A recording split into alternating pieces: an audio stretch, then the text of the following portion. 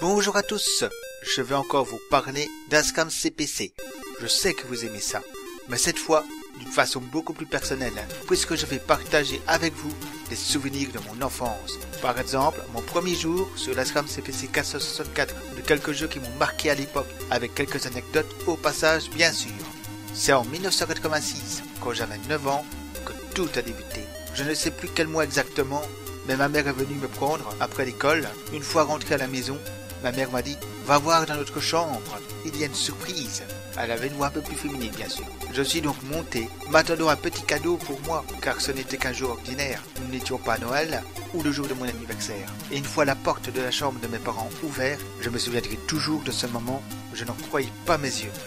Mon père était assis en train de jouer à un jeu sur l'Ascam CPC 464, je ne sais plus lequel. Mais toujours est-il qu'il était si concentré sur le jeu qu'il ne m'a pas entendu rentrer. Et donc, a loupé le spectacle d'un petit garçon de 9 ans, en l'occurrence son fils, la mâchoire ouverte jusque par terre, les yeux littéralement exorbités. Il y avait un grand blanc dans ma tête. Ce que je voyais était au-delà de tout ce que j'aurais pu imaginer. Je n'en croyais pas mes yeux. Je précise cependant que la surprise, c'était qu'il y avait un ordinateur à la maison. On ne m'a pas offert un Ascam CPC. C'était en fait littéralement un ordinateur familial. Comme j'avais 9 ans, j'avais droit à 1 heure de jeu par jour.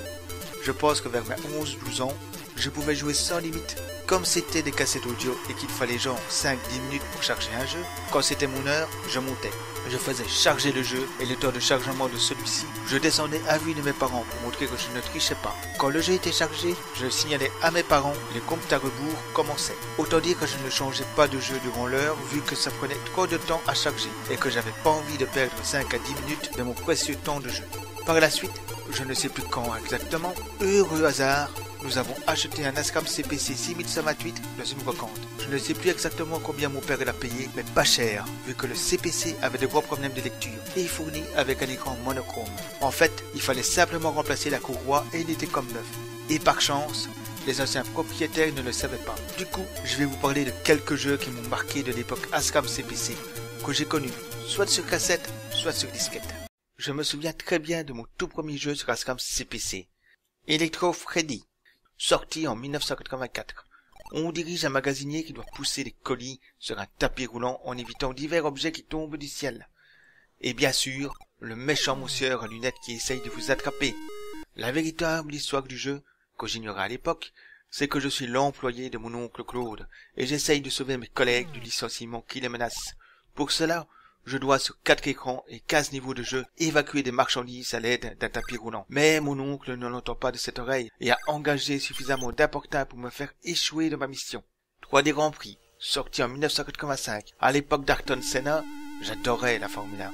Du coup, me retrouver au volant d'un tel bolide avec des graphismes aussi réalistes pour l'époque, c'était exaltant. Je me souviens du grand plaisir que je ressentais quand je dépassais un concurrent et que je le voyais disparaître au loin dans mon rétroviseur. Ce jeu accès arcade était bien foutu pour l'époque, avec des circuits comprenant toutes les saisons. Arkanoid, sorti en 1987, le casse-brique par excellence. Je l'avais découvert dans sa version arcade. J'étais fou de ce jeu, mais le fait de devoir mettre des pièces pour y jouer était un sérieux frein. On n'a pas beaucoup d'argent de poche quand on est enfant. Alors, pouvoir y jouer gratuitement chez soi, et donc à l'infini, était quelque chose d'enivrant. La version Amstrad était vraiment exceptionnelle, mais extrêmement dure également. Je pense que c'est un des jeux où j'ai le plus joué avec mon père, qui était bien décidé à en venir à bout, mais n'y est jamais parvenu malheureusement. Barbarian The Ultimate Warrior. La première fois que je l'ai vu tourner, c'était chez mon cousin, plus âgé. Fan de Conan le Barbare, j'avais vraiment l'impression d'être Conan et de vivre un tournoi sans pitié où l'on pouvait perdre sa vie à tout instant, la décapitation étant synonyme de mort instantanée. Le gnome qui chotait dans la tête amusait beaucoup mon père. Niveau jeux vidéo, j'avais des parents géniaux. Je pouvais jouer à n'importe quel jeu violent, sans problème, car ils m'avaient bien éduqué, et fait comprendre les différences entre un jeu vidéo, où l'on peut faire ce que l'on veut, et la réalité, où je ne pouvais pas décapiter ceux qui m'embêtaient dans la cour de récré. À mon grand regret d'ailleurs.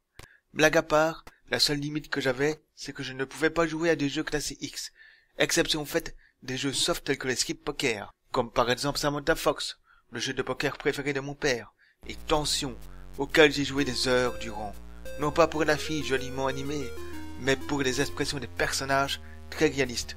Chauffe Puck Café. Mon seul regret est qu'on ne pouvait pas y jouer à deux. Ça aurait fait de belles parties avec mon père. Ce jeu unique en son genre avec une ambiance si particulière, une grande diversité des adversaires. J'y jouais tellement qu'à force j'avais vraiment l'impression de jouer avec des amis, que je retrouvais avec plaisir autour d'une bonne partie d'air hockey. La version Ascam CPC était vraiment splendide, version que l'on doit à Jean-Paul Marie. Pour l'anecdote, mon premier skim au sein d'Ascan.eu sur Twitch était consacré à Chauvepuck Café. Double Dragon. À l'époque, on n'avait pas de CPC 6128, mais on avait un lecteur de disquette externe. J'adorais y jouer en arcade, alors quand je l'ai vu en vitrine, mon sang n'a fait qu'un tour. Quelle ne fut pas ma déception de constater à la maison qu'il fallait un 6128 pour le faire tourner. Du coup, j'y jouais chez mon cousin qui en avait un, jusqu'à ce que nous en ayons un aussi. J'ai dû user la disquette à force d'y jouer. Sherman M4. Je me rappelle surtout de ce jeu en pensant à mon père, qui durant son service militaire était chauffeur de tank. Du coup, il jouait fréquemment à ce jeu pour retrouver des sensations. Il m'a dit que c'était très réaliste au niveau de la conduite du char. Je lui fais confiance à ce propos. Moi, je voulais juste dégommer des chars. Ma simulation préférée, c'était Silence Service. Décrié par le joueur du grenier, moi, j'adorais cette sensation de chasser, tel un léopard s'approchant d'une proie avant de lui sauter dessus. M'approcher en douce, viser, lancer une torpille, et voir le bateau couler sous l'eau. Je me souviendrai toujours de cette partie où j'avais endommagé un bateau marchand, qui était à l'arrêt suite à mes attaques, et où un destroyer, le seul qui restait, s'est positionné à l'arrêt également entre le bateau et mon sous-marin pour faire bouclier, se sacrifiant de fait. Cette réaction était tellement humaine que j'en étais resté bouche bée à l'époque face à l'intelligence artificielle du jeu. Les jeux d'aventure, c'est sur Ascam CPC que j'ai découvert ce genre de jeu qui me passionne encore aujourd'hui. Ascam 1 et 2, que nous faisions ensemble, mon père et moi, Masque Plus, l'affaire Veracruz. Je dois une fière chandelle à feu mon père, car ma mère ne voulait pas que je joue à ce genre de jeu, car trop jeune pour y jouer d'après elle. Alors qu'elle me regardait sans broncher décapiter des têtes à Barbarian. Allez comprendre. Mon père a rétorqué qu'au contraire, c'était très bon pour moi, car on était encore à des jeux de recherche textuelle. Du coup, il fallait écrire correctement pour que l'ordinateur prenne en compte ma réponse. C'était donc bon pour mon orthographe. En plus, il fallait être logique, réfléchir. Ma mère a fini par accepter et je me souviens encore de cette soirée entière à me triturer les ménages, seul ou avec mon père sur ce genre de jeu. Des souvenirs sur l'Ascam CPC, j'en ai à la pelle. Je pourrais vous en parler pendant des heures. Mais afin d'éviter que cette vidéo soit trop longue, je vais m'arrêter à ces quelques souvenirs. Si vous voulez en savoir plus sur mes souvenirs, que ce soit sur l'Ascam CPC, l'Amiga, la PlayStation 1, Game Boy, Game Gear, etc., n'hésitez pas à le dire en commentaire si ce genre de vidéo vous intéresse. Pour ce qui est de l'Ascam CPC, c'est toujours pour moi un grand plaisir d'y rejouer. 30 ans après, cette bécane me fascine toujours.